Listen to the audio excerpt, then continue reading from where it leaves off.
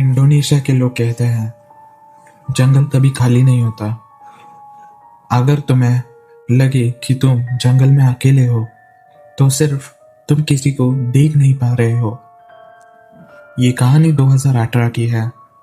मैं तुम्हें जो बताने वाला हूँ उसके बारे में इंडोनेशिया के कालीमटन रीजन के कुछ लोग आज भी खुलकर बात नहीं करते हैं। वहां पर एक कहावत है, जिस जंगल का नाम लोग धीरे बोलते हैं उस जंगल में इंसान जोर से नहीं बोलता। मेरा नाम कबीर मल्होत्रा है। प्रोफेशन से मैं डॉक्यूमेंट्री फिल्म मेकर था। मैं दुनिया के अलग अलग कंट्रीज में जाकर स्ट्रेंज कल्चर और फॉरगॉटन प्लेसेस पर डॉक्यूमेंट्रीज बनाता था। मुझे घोस्ट्स में कभी बिलीफ नहीं था। मैं मानता ही नहीं था कि कोई पैरानॉर्मल चीज़ों जैसी चीज़ें होती है एंड उसे साइंटिफिक एक्सप्लेनेशन हर एक पैरानॉर्मल चीज़ का होता है, ये कह के मैं टाल देता था। बट मेरा यही ओवर कॉन्फिडेंस मेरे लिए भारी पड़ गया एंड मैंने वो असाइनमेंट एक्सेप्ट कर लिया। सिंगापुर में एक बड़ी सी प्रोडक्शन कंपनी ने मुझे कांटेक्ट किया।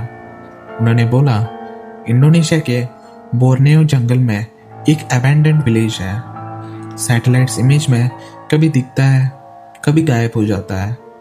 मैंने हंसा, it's impossible, Google maps glitch होगा। उन्होंने सिर्फ एक लाइन बोली, पिछले 4 फिल्म मेकर गए थे, कोई डॉक्यूमेंट्री कंप्लीट करके वापस ही नहीं आ पाया।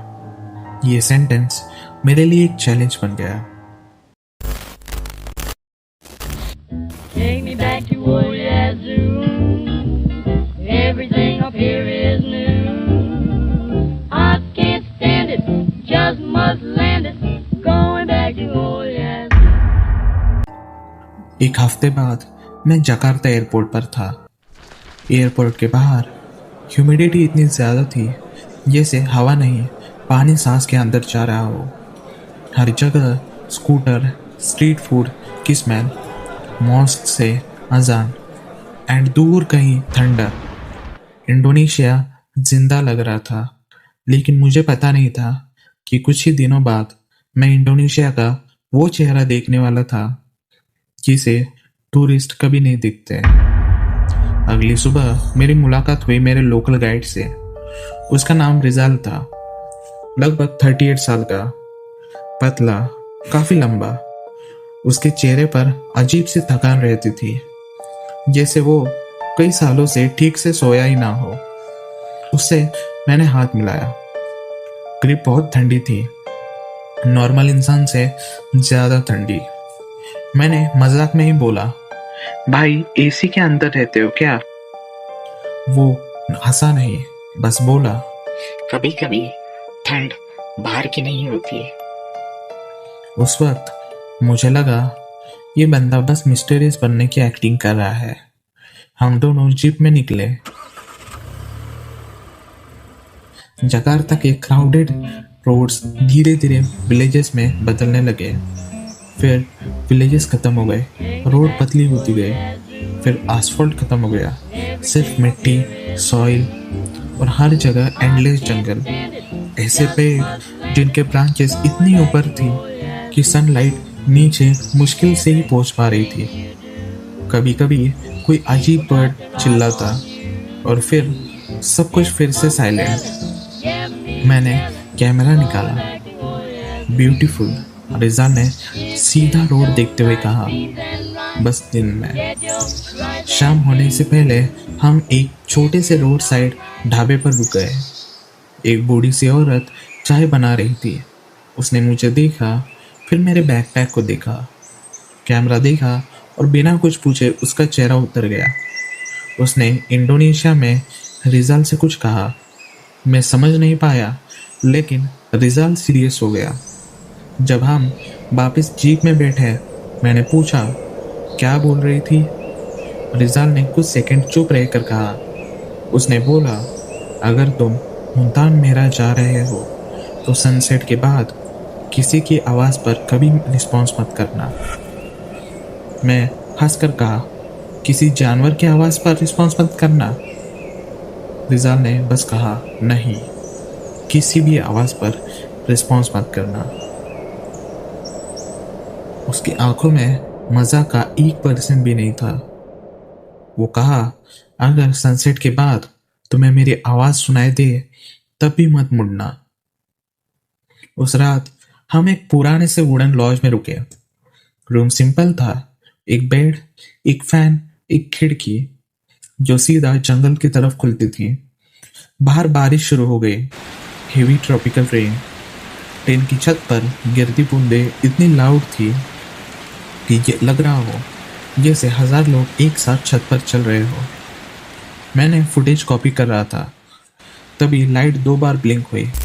फैन धीरे से बंद हो गया एंड पूरा रूम कुछ सेकंड्स के लिए ऑलमोस्ट डार्क हो गया। उस डार्कनेस में मुझे लगा खिड़की के बाहर कोई खड़ा है। मैं तुरंत उड़ गया, कर्टन्स हटाए, बट सिर्फ बारिश, जंगल, बस। रात के लगभग 2:17 हो रहे थे। नींद अचानक से खुल गई।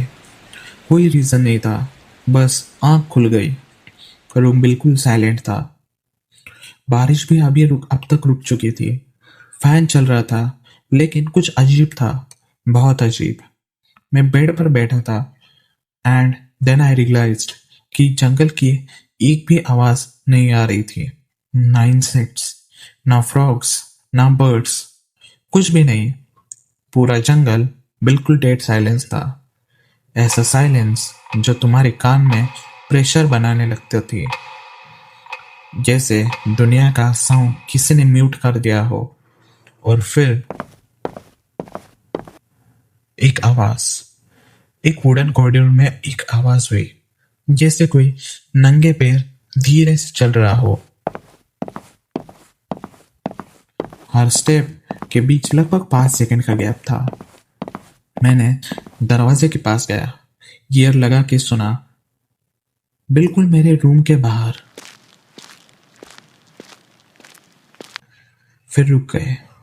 मैं ऑलमोस्ट हैंडल पकड़ने ही वाला था कि मुझे रिजाल की बात याद आ गई कि सनसेट के बाद किसी की आवाज का जवाब मत देना। मैं वापस बेड पर आ गया, खुद को ही समझाया, होटल है, कोई गेस्ट होगा। फिर बहुत धीरे से दरवाजे की दूसरी तरफ से किसी औरत की आवाज आई, बिल्कुल से हल्की, जैसे वो मुस्कुराते हुए बोल रही हो। मेरी बॉडी फ्रीज हो गई। मैं यहाँ किसी को नहीं जानता था, कोई मेरा नाम कैसे जानता था।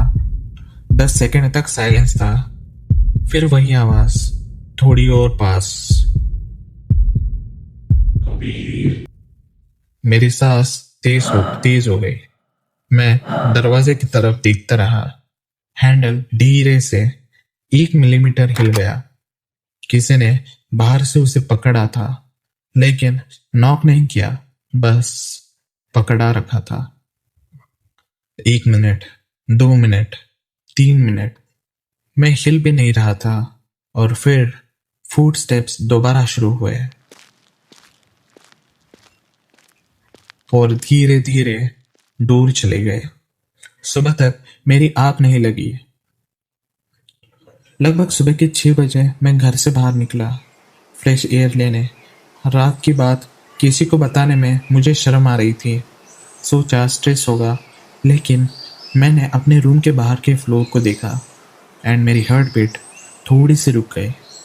वुडन कॉरिडोर गीला था और उस पर पैरों के निशान बने हुए थे, बेयर फीट, एक ही इंसान के।